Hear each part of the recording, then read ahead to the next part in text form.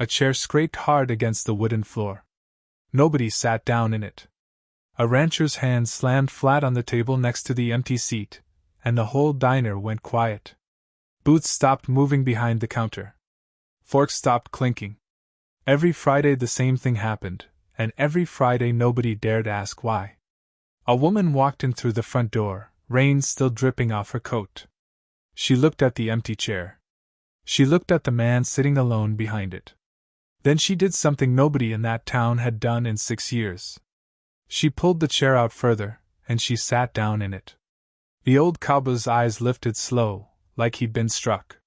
His hand shook around his coffee cup. What she said next made him go pale in front of the whole room. "Stay with me on this one." His name was Walt Coben. 68 years old, and every soul in that diner had known him for most of those years. He ran 200 head of cattle on land his father cleared with a mule and a busted plow. He didn't talk much. Never had. But everybody in town could set their clock by him. Friday morning, 7 sharp, he walked through that door, took the same table, and pulled out that second chair. Nobody sat in it. Nobody ever asked why. The waitress, a woman named Pearl who'd worked that counter for 11 years, poured his coffee and set down 2 cups. Always 2. She never said a word about it either. That was the deal. Whatever Walt Coben's business was, it stayed his. Now here's the thing about small towns. People notice everything, and they still mind their business, especially when it comes to grief. And most folks figured that's what this was. Grief.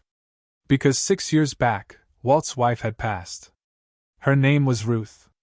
Ovarian cancer, fast and mean, gone in 4 months from diagnosis to funeral. She used to come with him every Friday morning. Same table. Same seat. They'd split a plate of eggs and she'd steal his bacon and he'd pretend to be sore about it. After she died, Walt kept coming. Same table. Same chair pulled out. Same 2 cups of coffee. Folks assumed it was a tribute. A quiet man's way of keeping her close. But here's what nobody knew. Not Pearl.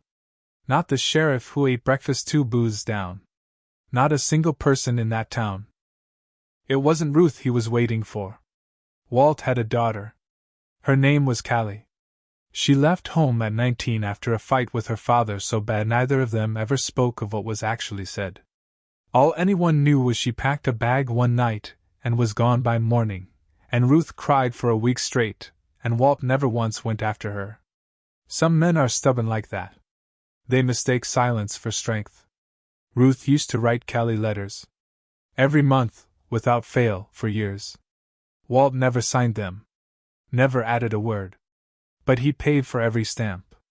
Ruth told him once, near the end, lying in that hospital bed with tubes running everywhere, that she'd made Callie promise something. She wouldn't say what. Just that Callie made a promise, and Ruth believed she'd keep it.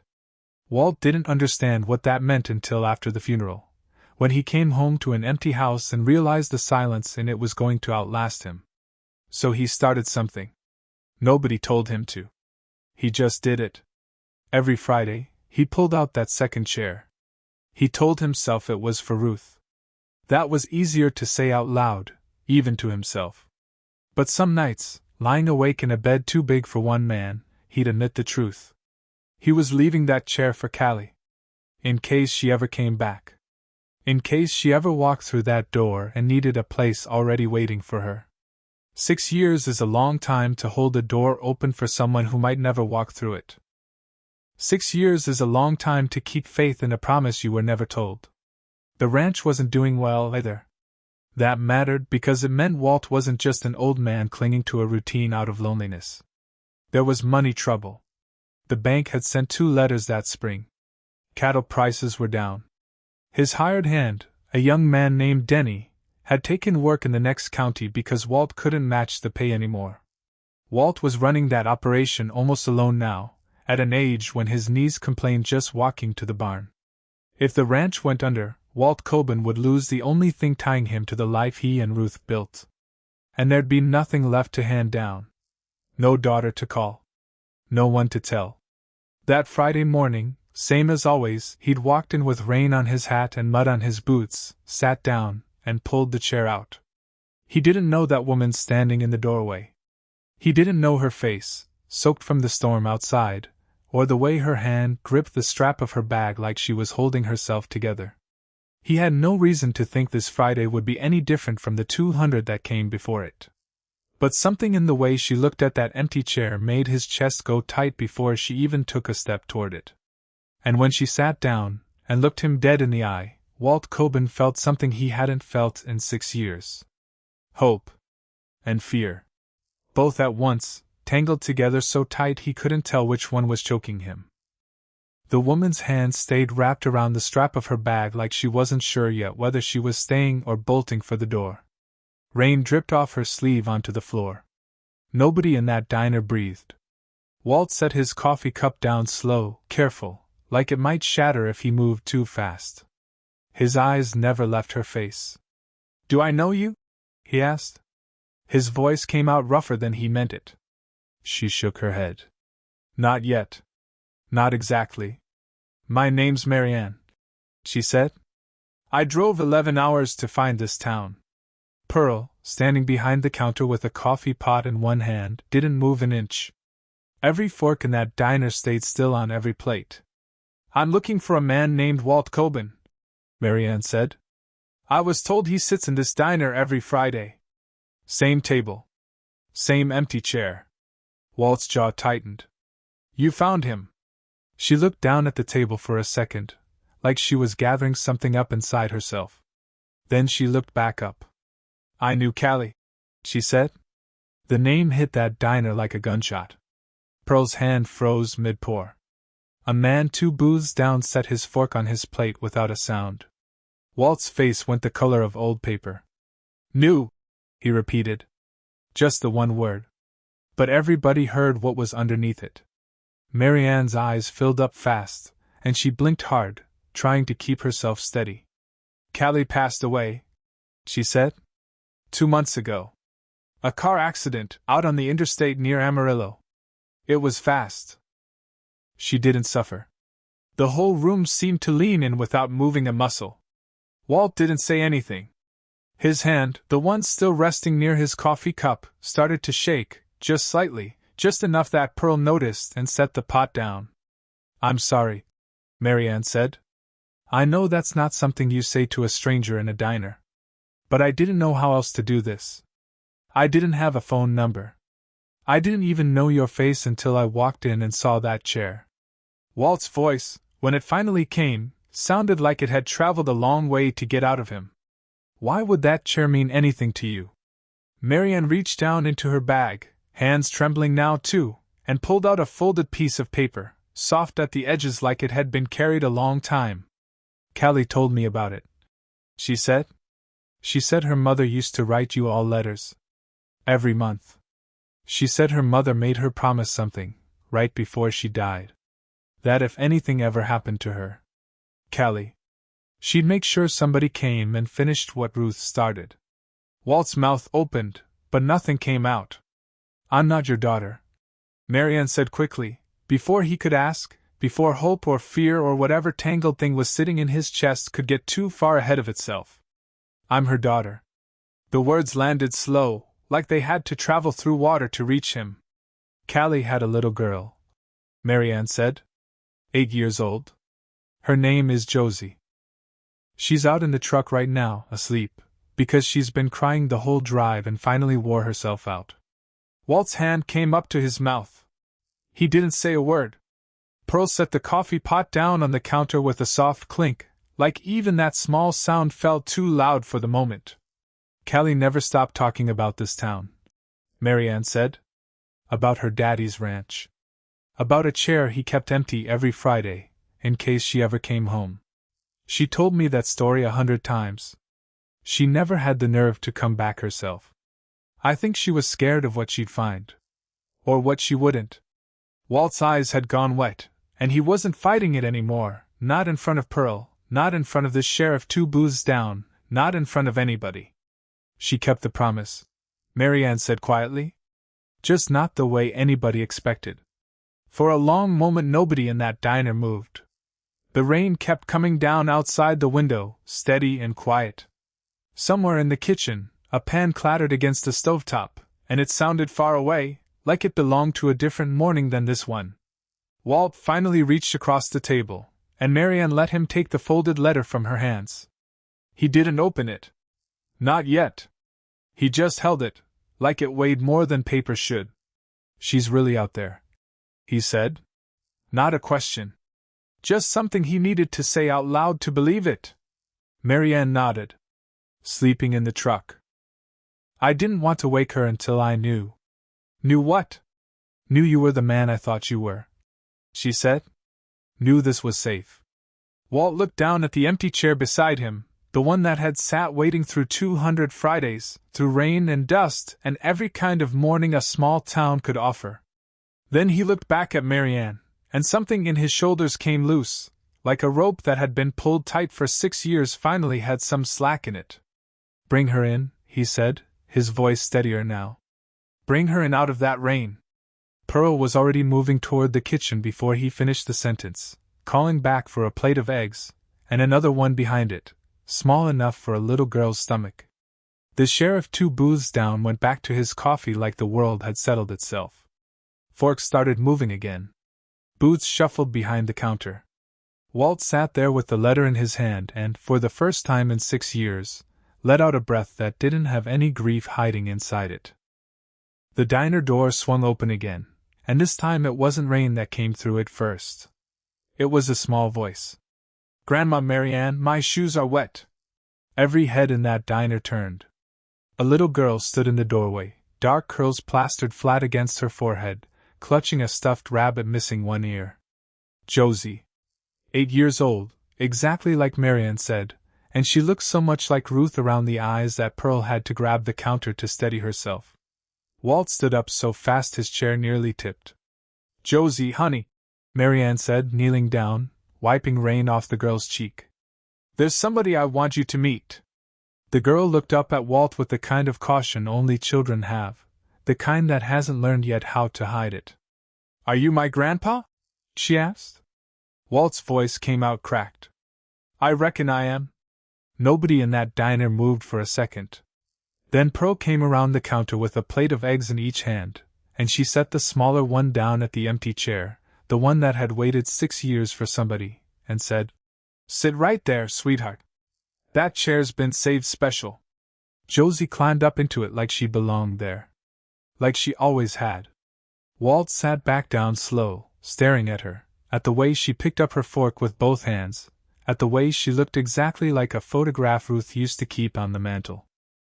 His hand shook when he reached over and tucked a strand of wet hair behind her ear, and she let him, easy as anything, like 6 years of empty Fridays had never happened. For the first time in a long while, Walt Coben looked like a man who had something left to lose. And something worth fighting for.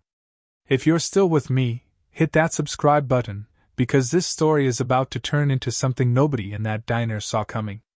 The bell above the door rang again 10 minutes later. A man walked in wearing a suit that didn't belong anywhere near that town, shoulders squared, folder tucked under one arm. He scanned the room until his eyes landed on the table. "Marianne Reyes?" he said. Marianne went stiff. "Who's asking?" "Grant Whitfield," the man said. "I represent Dale Prentice." The name meant nothing to Walt. But it meant something to Marianne, because her face drained of color just as fast as his had, 20 minutes earlier. "Dale," she said quietly, and there was something in her voice now that hadn't been there before. Fear, plain and simple. "Who's Dale Prentice?" Walt asked. Marianne's hand found Josie's shoulder and held it, gentle but firm, like she was making sure the girl stayed close. "He's Josie's father," she said.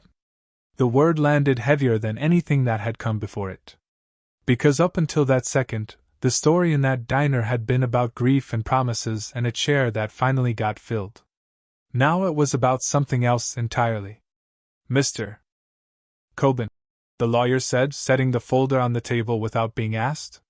"My client has filed for full custody of his daughter.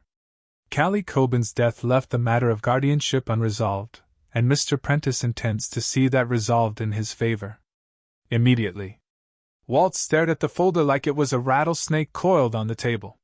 He hasn't seen that girl in 4 years, Marianne said, her voice shaking now, no longer the careful, gathered woman who'd walked in out of the rain.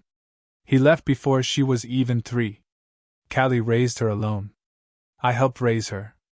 Dale doesn't even know what grade she's in. That may be, the lawyer said, calm as still water, which somehow made it worse. But biology carries weight in family court, Ms. Reyes. And unless there's a legal guardian named in a will, or unless somebody in this room has standing to contest it, a judge in Amarillo is going to side with the biological father. There's a hearing scheduled in 11 days. 11 days.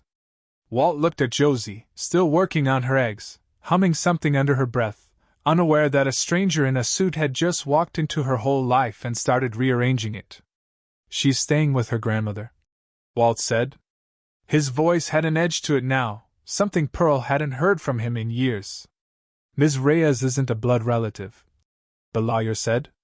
She was Callie's stepmother's sister. No legal tie whatsoever. The court won't recognize that as guardianship, not against a biological parent with a clean record. He's not clean, Marianne said. He walked out. He didn't pay a dime of support in 4 years.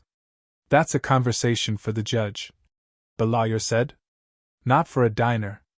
He set a business card on the table, next to the folder, and looked at Walt for a long moment. You, on the other hand, he said. You're her biological grandfather. That does carry standing. If you wanted to file for guardianship yourself, contest Mr. Prentice's claim, you'd have a case. But you'd need a lawyer. You'd need to prove a stable home, financial means, and you'd need to do it inside 11 days. Walt didn't say anything. He thought about the bank letter sitting unopened on his kitchen counter. He thought about Denny gone to the next county for better pay. He thought about 200 head of cattle and a ranch that was barely holding its own weight, let alone a child's. 11 days to prove he could give this girl a home. And he wasn't even sure the home would still be his by then. Marianne looked at him across the table, eyes wide, waiting. Are you willing to fight for her? She asked. Walt looked at Josie one more time. At the empty chair that wasn't empty anymore. I've been waiting 6 years for a reason to fight for something, he said. I'm not letting go of it now. Walt didn't sleep that night. He sat at his kitchen table with the bank letters finally torn open, spread out next to a legal pad where he'd started writing down every number he could think of. Cattle count. Feed costs. The value of the land his father cleared with a mule and a busted plow. By 3 in the morning he had a list, and at the top of it, underlined twice, he'd written one word. Lawyer. He called Pearl before the diner even opened. I need a name, he said. Somebody who does family law. Somebody good. Pearl gave him one. A woman 2 towns over named Alicia Ferris, who'd handled Pearl's own sister's divorce and done it clean. Walt was in her office by 9, hat in his hands, telling a stranger things he hadn't said out loud to anyone in 6 years. Alicia listened without interrupting. When he finished, she leaned back in her chair. You've got a case, she said. Not a guaranteed one, but a real one. Judges care about stability. If you can show this house, this ranch, is a fit place for a child, and if you can show Dale Prentice walked away and stayed away, that carries weight. 11 days, Walt said. Then we work fast. Over the next week, Walt did things he hadn't done since Ruth was alive. He cleaned out the spare bedroom, the one that used to be Callie's, and painted the walls himself, hands shaking on the ladder from more than just his age. He called the bank and sat across from a loan officer half his years and laid out a plan to refinance, to keep the ranch standing long enough to matter. He hired Denny back on a promise instead of a paycheck, and Denny came, no questions asked, because some men remember who helped raise them. Marianne stayed at a motel in town with Josie. Every evening she brought the girl by the ranch, and Josie ran straight for the barn, straight for the horses, like she'd been born knowing the place. Walt watched her from the porch some nights and felt something crack open in his chest that had been shut a long time. 4 days before the hearing, A truck pulled into Walt's drive that he didn't recognize. A man got out. Mid-30s, lean, wearing a jacket too clean for ranch country. He didn't wait to be invited up the porch steps. "You're Coben," the man said. "I am Dale Prentice." He said it like it should mean something on its own, without the lawyer standing behind it. Walt didn't move from the top step. "You've got no business on my land." "I've got every business," Dale said. "She's my daughter. Blood's blood, old man. No judge in Texas is gonna hand a little girl to some broke-down cattleman over her own father. You walked out on her. I was young. I made a mistake. I'm here to fix it." "You're here because a lawyer told you biology wins," Walt said. "That's not the same as wanting her." Dale's jaw tightened. For a second something honest flickered across his face, and it wasn't love. It was calculation. "Doesn't matter what you think my reasons are," Dale said. "In 11 days it'll be 7 now. Judge is gonna look at a father and a stranger, and he's gonna make the easy call. I'm her grandfather. On paper you're a man who buried a daughter and never fixed what broke between you two before she died," Dale said. "That's what the judge is gonna hear. My lawyer's already got the story ready." Walt came down one step, slow, and Dale, for all his talk, took half a step back. "You get off my land," Walt said, voice low and even. "And you think real hard about what kind of man fights a court battle over a child he hasn't called in 4 years. Because I buried a wife and a daughter both, Prentice. I've got nothing left to be scared of." "You do." Dale held his ground another second, then turned, got in his truck, and drove off without another word. Walt stood on that porch a long time after the dust settled, hands still shaking, not from fear this time. From something closer to fury. The hearing came 7 days later, in a courtroom in Amarillo that smelled like old paper and floor wax. Walt sat next to Alicia Ferris in a suit he hadn't worn since Ruth's funeral. Marianne sat behind him with Josie, who'd been told to color quietly and was doing her best. Dale's lawyer spoke first, painted a picture of a father wanting a second chance, a family reunited. Then Alicia stood, and she laid out 4 years of missed birthdays, missed support payments, a paper trail Dale couldn't explain away. She brought in Marianne, who spoke about bedtime stories and school pickups and every ordinary thing a real parent does. She brought in Denny, who spoke about the house Walt had built back up in 11 days flat, out of nothing but will. The judge, an older woman with tired eyes and no patience for theater, asked Dale one question that undid him. "What's her teacher's name?" Dale opened his mouth. Nothing came out. The judge closed the folder in front of her. "Guardianship is granted to Walter Coben," she said. "Effective immediately." Marianne's hand found Walt's shoulder from behind. Josie looked up from her coloring, not fully understanding, but sensing the room had shifted. Walt turned around, looked at that little girl, and for the first time in 6 years, he let himself believe the chair he'd been keeping empty had finally, truly, been filled. The drive back from Amarillo took 3 hours, and Josie slept most of it, her head against Marianne's arm, the stuffed rabbit missing one ear tucked under her chin. Walt drove slow. He wasn't in any hurry anymore. For 6 years he'd been racing toward Fridays and nothing else. Now he had a whole life waiting on the other end of that road, and he wanted to get used to the weight of it before he arrived. They pulled into the ranch just after dark. Denny had left the porch light on. Walt carried Josie inside himself, though Marianne offered, and he laid her down in the room he'd painted, the one that used to be Callie's, and stood in the doorway a long while just watching her breathe. Marianne found him there. "She's going to be all right," she said. "Better than all right." "I know," Walt said. "Took me a minute to believe it. I believe it now." The paperwork wasn't finished that night, or even that week. There were follow-up hearings, home visits from a caseworker who walked through the ranch with a clipboard and asked Josie questions in a gentle voice while Walt stood in the kitchen trying not to look nervous. But every visit went the way Alicia said it would. Stable home. Steady income, once the bank refinanced the loan and Denny came back full-time. A little girl who lit up every time she saw the horses, and a grandfather who'd rearranged his whole life inside 11 days to make room for her. Dale Prentice didn't come back. Alicia said that was common enough. Some men fight for a thing right up until the fighting stops being easy, and then they find somewhere else to point their attention. Walt didn't spend much time thinking about him after that. He had a granddaughter to raise, and there wasn't room left over for a man like that. Marianne stayed too. Not in the motel, not for long. Walt had a spare room and more silence in that house than any one man needed, so he asked her, plain and a little awkward, if she'd consider staying on. Not forever, if she didn't want. Just long enough to help a little girl find her feet in a new town. Marianne cried when he asked, though she'd tell you later it was the good kind of crying, the kind that comes when something hard finally gets easy. Friday came around 3 weeks after the courtroom in Amarillo. Walt woke up same as always, before the sun, boots on before coffee. But this Friday there was a small voice in the kitchen already, standing on a stool she'd dragged over to the counter, trying to pour cereal into a bowl and getting about half of it on the counter instead. "Careful there," Walt said, and took the box from her hands, poured it right. "Are we going to the diner?" Josie asked. "We are. Do I get to sit in the chair?" Walt looked at her a second before he answered. "That chair's yours now, if you want it."